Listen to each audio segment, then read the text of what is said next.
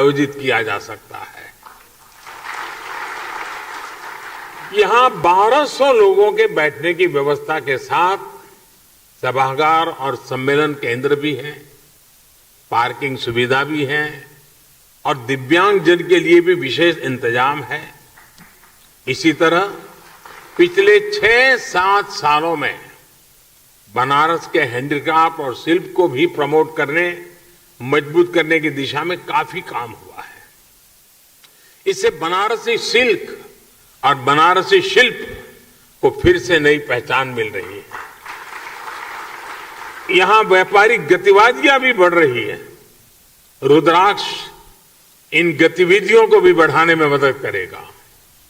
इस इंफ्रास्ट्रक्चर का कई तरह से बिजनेस एक्टिविटीज में इस्तेमाल किया जा सकता है।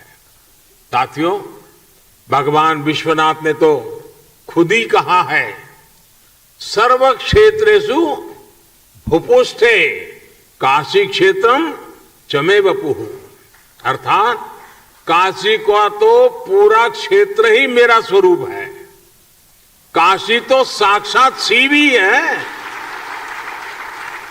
अब जब पिछले 7 सालों में इतनी सारी विकास परियोजनाओं से काशी का श्रृंगार हो रहा है, तो ये श्रृंगार बिना रुद्राक्ष को कैसे पूरा हो सकता था। अब जब ये रुद्राक्ष काशी ने धारण कर लिया है, तो काशी का विकास और ज्यादा चमकेगा और ज्यादा काशी की शोभा बढ़ेगी। अब ये काशी वासियों की जिम्मेदारी है। मैं आप सबसे विशेष आग्रह भी करता हूं कि रुद्राक्ष की शक्ति का पूरा उपयोग आपको करना है। काशी के सांस्कृतिक सौंदर्य को, काशी की प्रतिभाओं को इस सेंटर से जोड़ना है। आप जब इस दिशा में काम करेंगे तो आप काशी के साथ पूरे देश को और दुनिया को भी जोड़ेंगे। जैसे जैसे ये सेंटर सक्रिय होगा, इसके जरिए भारत जापान के रिश्तों में, उस रिश्तों को भी दुनिया में एक नई पहचान मिलेगी।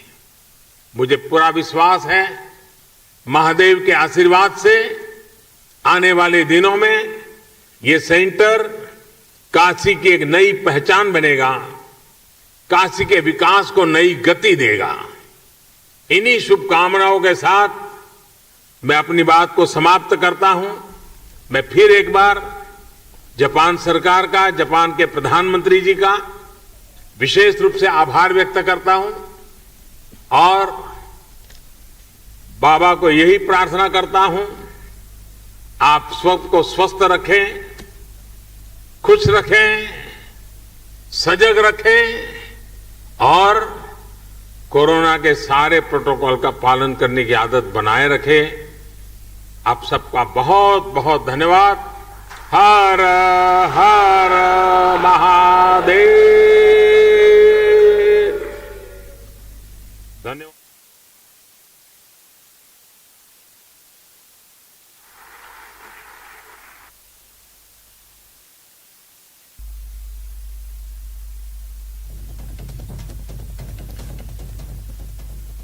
प्रधानमंत्री नरेंद्र मोदी को आप सुन रहे थे। ये सीधी तस्वीरें आप देख रहे थे। आज कई योजनाओं का उद्घाटन और लोकार्पण हुआ है।